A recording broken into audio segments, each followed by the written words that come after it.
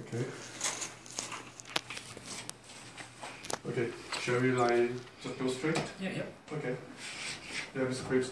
I just want to ask you when you hire someone who work for you, what kind of standard you are looking for? Like their personality, like their qualification?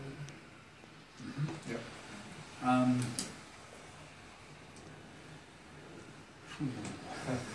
I guess in this business, probably not so much qualifications because you get on training, in-job training, Okay. and the qualification that you need to do this job, to be registered to do this job, you you go to a course. So that's something that we would put our staff through. Like I put Joan Lee, the lady who works for me, she went away to some seminars, some training courses up in Christchurch. We asked what kind of training courses? It's just, it's not anything it's not a qualification as such, it's not through New Zealand qualifications, or it's not through a Polytech or a SIT or anything like that. It's administered by the customs. We're part of an association, the Customs Brokers and Freight Forwarders Association, and they run these courses, training courses. So you go and you sit you go for 2-day seminars, and you have to sit a test at the end of it if you pass the test. It sounds like quite easy, isn't it? The important thing is on this job, it's all really about training on the job. It's on-job training, it's the experience that you have, and this is really just some sort of legal background behind all the job that you do on a day-to-day basis. This is just making sure that you understand the fundamental legal requirements of what we're doing. And so, but by far the most important thing for this job is learning to do the job on the job training. As many years ago, but the government, like so many things in this country, has deregulated our industry, so you no longer have to have that particular qualification or any qualification other than passing these courses. So it has become what we call deregulated environment. You no longer have to have the qualification. I got a New Zealand certificate in commerce, is what it was called back in the day, but you no longer have to have that. It's interesting. I thought you're working in this company like this, I thought something. Oh, I'm kind of surprised. No, like I say, it's really the sort of thing, Okay. It's the important thing, is on the job learning. Okay, good point. How about the interview? Try to imagine, a person, they come to your office, they want to get your job. So what kind of character or personality you're really looking for? Okay, so there's a few things. They need to be honest, I guess. Honesty is a big part, because we're making declarations to customs and to MPI on a daily basis. That's what we do, and those have to be honest. They have to be true. Very important that it's all correct. So you need to be honest. You need to be attention to detail is important. You need to be very careful, careful person. I call myself boring because it's important you take off the paperwork, is what you put into the system. Very, very important. You cannot make a mistake. Can't make a mistake. Careful. You've got to be careful, got to be honest, got to be careful, and like I say, boring, because it's repetitive. I can use boring this way. I can use boring this way. Okay. Yeah, that's what I describe myself as, because it's about I believe to do this job you've got to be a certain personality. Like my children, not interested in this. Okay, you mean he or she can deal with boring, but doesn't mean she's boring. This is exactly what you mean, right? That's what I'm saying. Yeah, you've got to be able to just do the same thing over and over and over again, what some people call boring. Okay, so it's a repetitive thing. Writing things, it's just the same old thing over and over. The only difference is what you're dealing with, who you're dealing with. Those are the things. You've got to be hardworking. You've got to be prepared to put in hours. Be honest. Be careful to attention. Careful to detail, and Reliable, yeah. Reliable. You need to come to work every day because something done. It's very hard for Joni to pick up on what I'm doing, you know, because she does what she does, I do what I do. So it's important that we come every day. Independence is quite important. Absolutely. Because Got to be able to you work for your people. own, she work for her own. Okay. Yeah. Okay. So may I ask, how can you train your new employees? What kind of training you will offer to them? Training, yeah. So like I say, this job is very much on-the-job training. Like I would show them how to do a job. Okay. And I expect that, you know, in the job. And so that's what that's for me to show them what they have to do, what to do, and I expect that they'll be able to pick it up within a certain period of time and run with it, yeah.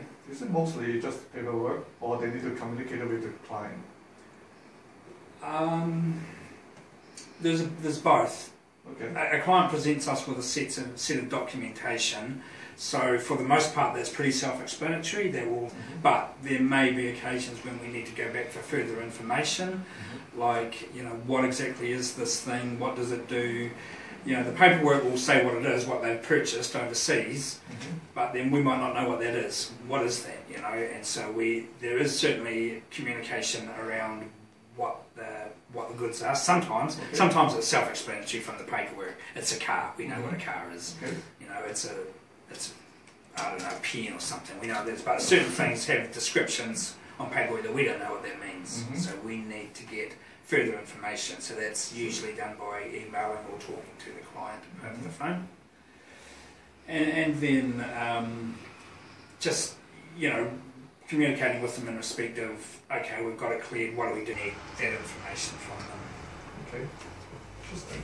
So when you decide to hire an employee, so how do you set up the contract? Like, what's the standard? It's a long time ago, isn't it? It is. It's been a long, long time. But my daughter's a lawyer, and she just normally drafts up the contract. It's just a very, very standard contract. You know, it's not. It's just like, I think there's a standard contract that you can get. It's been a long time since we've employed anybody, so I don't really know. But there is a standard contract that we use, and it doesn't have anything particularly special in it. I guess the only thing is that we have a stipulation about if they decide to leave, then they can't go into a job in the same industry within that area for so many years. Yeah. So she cannot do the same industry? Like within 2 years or 1 year? I don't know what it is. I think it might be. We had a situation where we employed somebody, they were with us for 17 years, and then they decided to set up business down the road. Like you got like competition with other companies, something like that? Yeah, so they started up a business around the corner and took as many of their clients. Steal your clients. Exactly. Because of her like contact. Yeah, exactly so. Because when you do this job, as I've already said to you, it's very much you're dealing with the people. It's me, you sit with those people. So then, when you go away, you can. I don't know that it's okay. Yeah, so that's the only thing that we put in the contract. But like I said, I haven't done one for such a long time that. Okay. Nice. How do you have any plan for your employees for their development? Sorry. Yeah, well, it's just the same. Like I said, they come, they learn the job, they go through that process of the training that they had to go through, one of those courses, and then after that, there's not too much more to learn. To be honest with you, there's no. That's what this job is. Like I said to you before, it's just over and over and over doing the same thing. So there's no room, other than me giving them some of the work that I'm doing. You know, that's the only way that that it changes for them, because the job is just the same. It's just the same job. Yep. So they just gain some experience from work. That's right. Okay.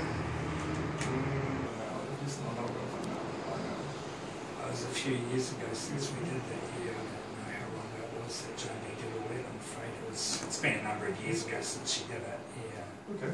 You have to be. You've got to have worked in the job for 2 years before you can sit those things. You've got to have 2 years of experience doing the job, and then you can go and do those courses. And what it leads to is you get what's called a PIN number. We do all our yes, it's a it's gaining your pin. Do you have any like reward or something, or any punishment with their like? That's not the way I run my business, to be honest with you. I don't have any rewards or punishments. It's just do your job and you get paid, and I try to make it as nice a work environment as I can. You know, I just don't. To be honest with you, we're just too busy doing our job. You know, we do our job. It's difficult to find one person. Yeah. Yeah. So you don't have any executive achievement for the job. Isn't like some kind of like bonus end of the year? We do pay a Christmas bonus, but it's not work related in any way. We just give them. Yeah, but it's still a bonus. It's still kind of like. Oh yeah. It's kind of like. Yeah, but it's not an incentive based bonus. You know, she gets it. Yeah. Whether she This is not me because or of not. their performance. It's nothing to do with her performance. It's the fact that she's here. She helps earn the money, so she gets a bonus. Okay. Yeah. So. How about you got any like punishment system? Like they always come late, like they just absent without informing you. Luckily, I've never found myself in that position. To be honest with But you. what if I did, well, we've never. Yeah. All I could do. Well, from my own personal opinion, is all I can do is I would obviously have to make it clear that it's not acceptable, and if the practice continues, then I would have to go through the formal process of warnings.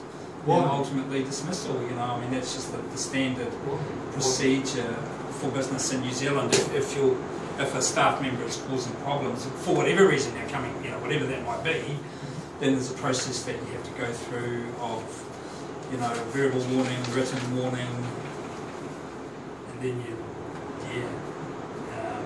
aspect of what goes to customs comes onto my desk, and I have a look at it. Hopefully check it and make sure that it's right, because we don't want to make any mistakes when we send stuff to customs.